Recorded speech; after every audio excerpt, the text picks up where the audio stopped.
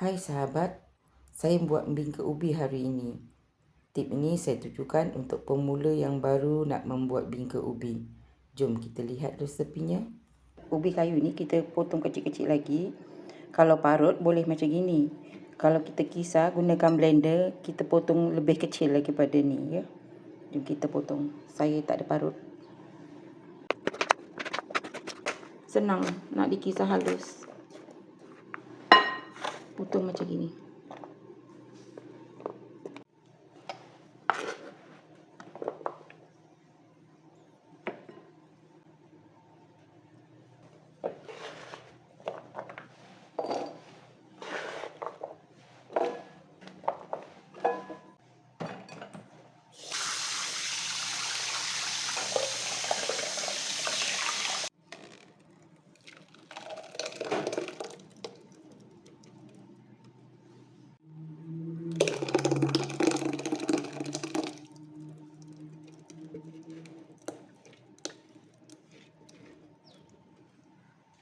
Sekarang ni saya nak tunjukkan cara perah dia supaya kita punya bingka tu memang cantik elok. Bila kisar dia agak lembut sedikit, perah guna ni dia tak ada fungsi sangat. Kita kena perah guna ni. Yang ini bingka kita kejadiannya elok sangat. Saya dah cuba 3-4 kali. Kesilapan saya pada cecair yang terlalu banyak. Jom kita buat proses memerah. Proses ni nampak senang, tapi dia agak cerewet ya bingka ubi ni. Seperti yang saya tengok dalam media sosial tu, semuanya sama. Saya buat lembik. Tip dia macam gini. Perah dia sampai habis air. Macam kita buat soya bean, air soya. Saya guna tangan, tak pakai glove je ya, senang. Air dia ni tak perlu ambil. Buang je.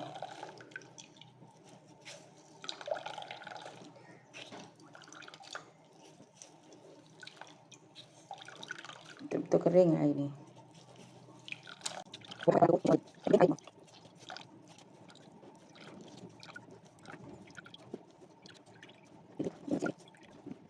Dia akan jadi macam gini. Dia tak ada air sikit pun ya. Ni seketul aja ni. Buat sehingga selesai. Sagu ubi ni akan mendap dan saya tak ambil. Saya guna tepung ubi yang dah diproses lah. Okey, kita guna mangkuk yang bersih. Tapi dah tak ada cairan. Saya tambah lagi sikit. Dia tak cukup 2 cawan. 2 cawan.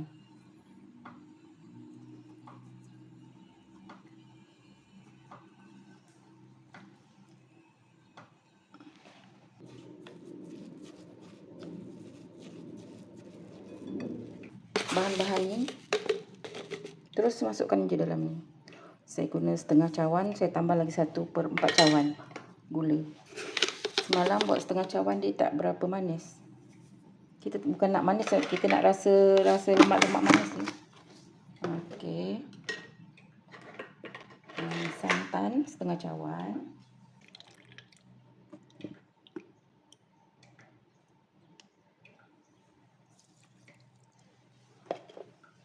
Kita guna 1 sudu je sebab ni dah nanti akan lembut juga ya. 1 tutup je isi vanila. Tak sampai 1 tutup tak apa. Segini je. Sebab dia guna 2 cawan je. Dan pewarna kuning telur. Kacau dulu.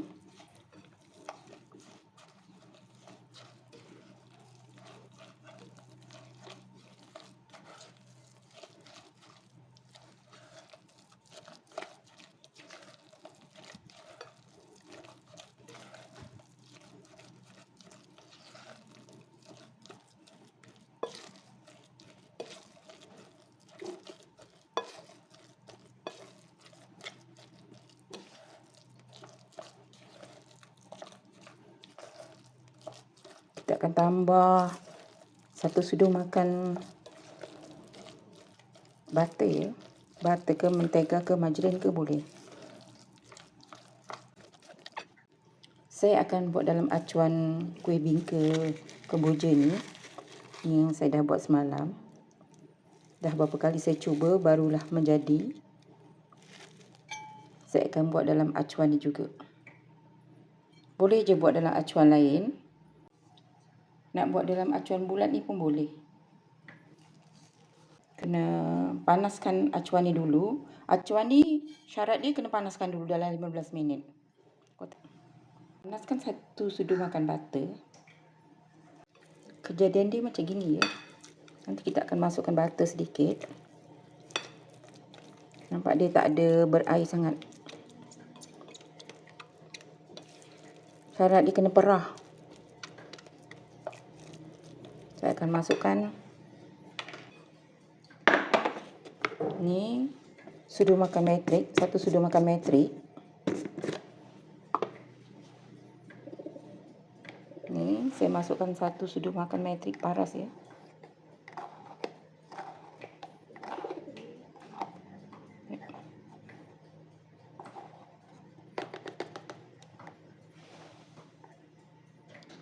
Tepung ubi. Masukkan je.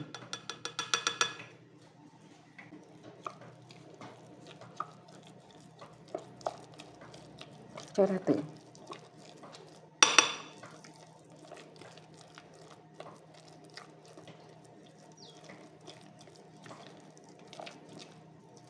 Jika adunan terlalu kering, boleh tambah sedikit air.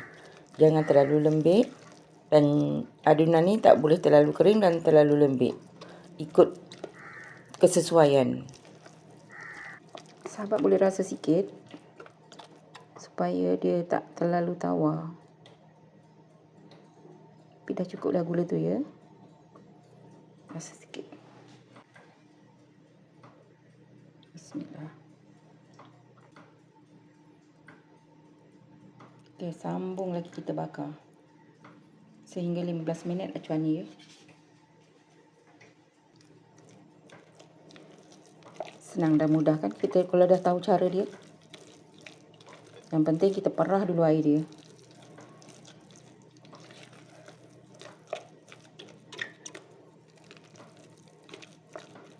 Ini kali yang keempat saya buat. Pertama, kedua tak jadi. Nanti saya akan tunjukkan cara kenapa tak jadi.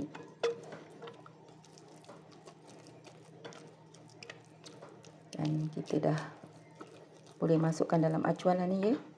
Kita tepikan dulu. Tunjukkan sebab acuan ni dah panas. Yang lebih ni kita ketepikan ya. Masukkan dalam tempat lain. Masukkan dalam. Ratakan.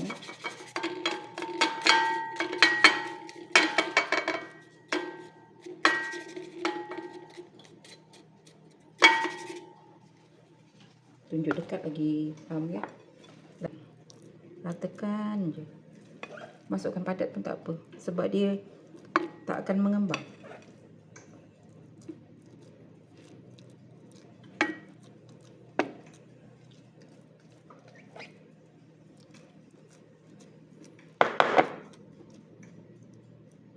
Bergerak pula.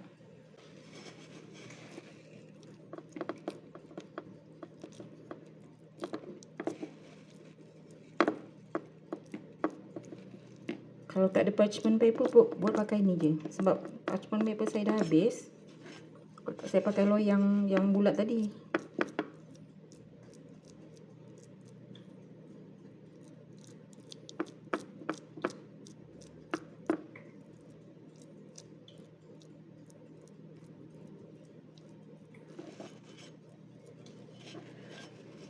Ada apa ni? Ada kulit ubi ni, buang dulu ya. Bagi cantik kuih kita. Rata-ratakan atas ni.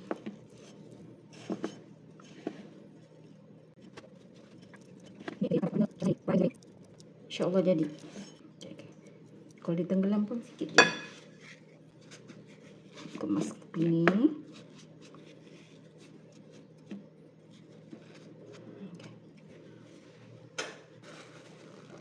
Kita dah boleh membakar ya.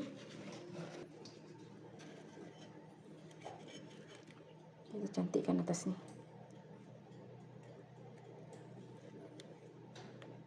Okey. Membakar.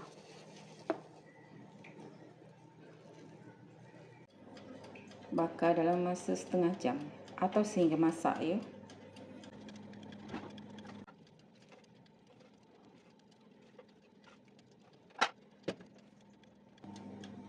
Sepuluh minit akhir tu buka api atas. Api bawah matikan, buka api atas. Tengok yang kat tepi-tepi tu dah mula macam nampak gerak kan? Itu tandanya dah masak. Kita untuk nak gerakkan bahagian atas, buka api bahagian atas sampai lagi 10 minit akhir ni dah. Agak-agak gerak tu dah cantik, boleh matikan. Sebenarnya tu dah masak tu. Sebab kita nampak kan bahagian tepi tu. Saya besarkan bahagian tepi tu dah nampak gerak.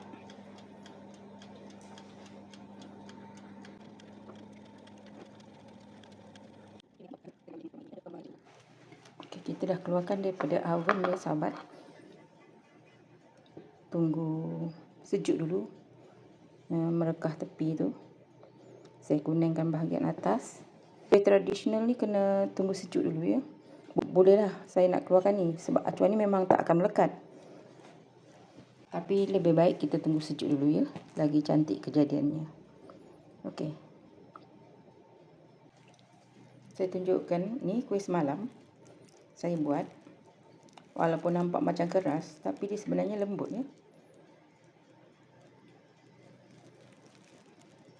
Dia tak menganjal pun.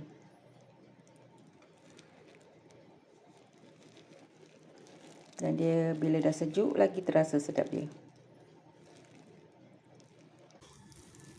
Bila dah acuan dah sejuk, kuih ni pun dah sejuk, bolehlah kita keluarkan.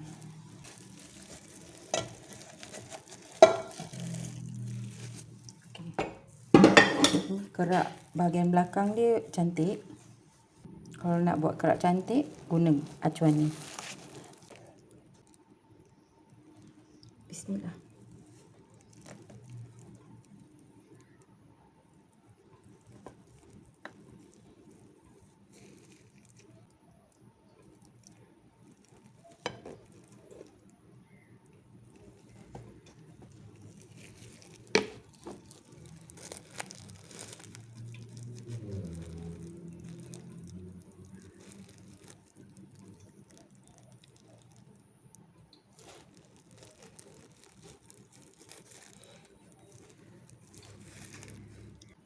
Selamat mencuba.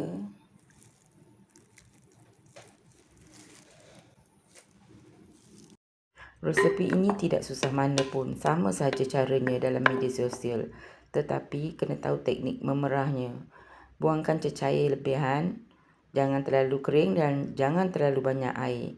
Cubalah sehingga menjadi. Jumpa lagi.